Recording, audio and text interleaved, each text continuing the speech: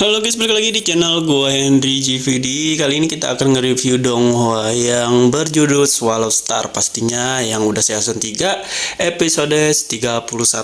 Di sini akhirnya si Lu Feng dan teman-temannya pun ketemu salah satu orang yang kemungkinan yang bakal berjasa buat naikin kekuatan atau meningkati kekuatan tempur tiga sekawan ini ya, antara Lu Feng sama Hong dan satu lagi gue lupa ya pokoknya itu. Nah, di sini di episode sebelumnya seperti yang kalian tonton juga pertarungan di arena itu ternyata cuman hanya bermanfaat sedikit ya, meningkati kekuatan mereka bertiga. Dan si Lu Feng sebelumnya juga udah ngerasa juga karena nggak ada tingkatan meskipun dia ngelawan, dan akhirnya ya dia datang karakter baru yang gue kira itu dia sama-sama manusia, maksudnya ini manusia mungkin tipe yang beda yang tinggal di planet lain. Nah, emang benar ternyata dia sengaja diundang ke markas dari lawannya itu yang udah menang ya kan, yang udah sering ngalahin tiga sekawan ini nih ya.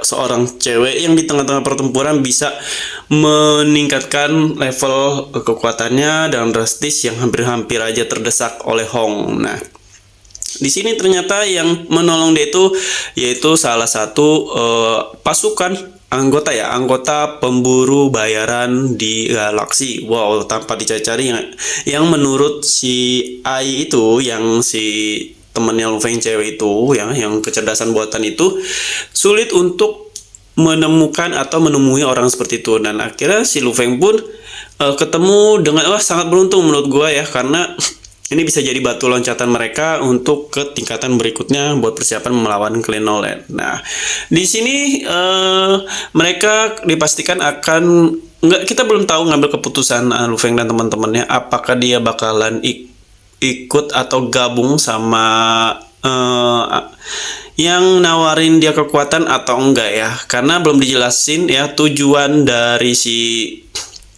orang baru ini ya, si pemburu ini, salah satu anggota pemburu ini, tujuan kenapa mau nolongin Lu Feng atau merekrut anggota ya mereka menjadi pasukannya tuh belum diketahui. Apakah mereka juga ingin ngerebut tubuh Behemoth atau bumi ya, kita nggak ada yang tahu. Nah, tapi kalau mereka tulus kayak ngebantu cuman kayak memiliki beberapa pasukan ya, kemungkinan bakalan diterima sama Lu Feng dan teman-temannya kalau nggak ada resiko ya. Mereka akan ikut gabung grup tersebut. Ya, beda cerita kalau mereka ternyata ada maksud yang jelek lah ibaratnya gitu. Nah, di sini kita juga mengetahui nih ternyata Lu Feng ini dan teman-temannya itu dia ini manusia di tingkat tertentu. Jadi di galaksi itu ada tingkatan juga ya. Seorang jenis ras kayak manusia itu mungkin kayaknya paling lemah di galaksi ya. Beda ras-ras yang lain. Nah, yang ras manusia pun ada tingkatannya, dan ternyata tingkatan Lu Feng itu tingkatan yang menurut mereka sang kekuatannya atau pemburu bayaran,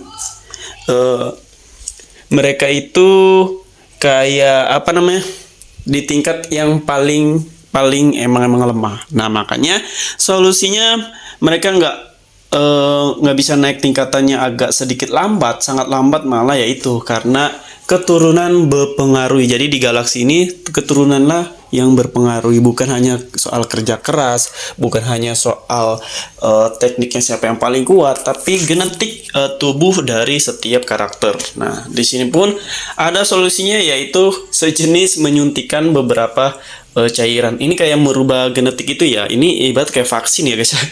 Kalau gua nangkepnya nih kayak suatu vaksin yang membuat daya tubuh atau tubuh tuh ke level yang lebih kuat lagi tingkatannya ya kan. Ada kayak level ini. Nah, dengan menyuntikkan atau memasukkan cairan ini ke tubuh mereka ya, entah itu dalam bentuk cairan atau pil, kita nggak tahu, pokoknya memasukkan benda ini ke tubuh kita tuh bakalan meningkatkan kekuatan dengan drastis. Berarti yang nggak berbakat pun bakalan jadi berbakat. Wow, ini bukan hanya soal bakat-bakatan ternyata ya di donghua ini. Tapi meskipun dia mempunyai bakat yang luar biasa pun, kalau ternyata tubuhnya itu genetiknya, keturunannya emang di tingkat tertentu yang lemah, ya itu juga percuma. Itu nggak akan bisa cepat kuat. Nah, di sini kita nemuin sesuatu hal yang bagus banget ya. Ternyata itu rata-rata begitu ya. Ya emang kalau kita mau kuat ya lo harus punya tubuh yang emang bener di tahap tertentu. Entah itu genetik levelnya ya kan. Nggak bisa kayak ngandalin teknik, kerja keras atau kayak kesabaran. Nah, di sini pun ya kemungkinan kalau tiga sekawan ini nerima ya ini bakal jadi bantuan yang sangat-sangat bagus ya. Yang pertama dia bisa masuk dengan mudah nggak masuk dengan mudah sih, maksudnya dia bisa masukin lah sebagai jadi anggota atau ikut ujian agar menjadi apa namanya pasukan pemburu bayaran di galaksi ya kan, mereka kan emang mau mencapai hal itu ya, biar bisa melawan klan Nolan. Jadi dia mau nggak mau ya harus melakukan seperti itu.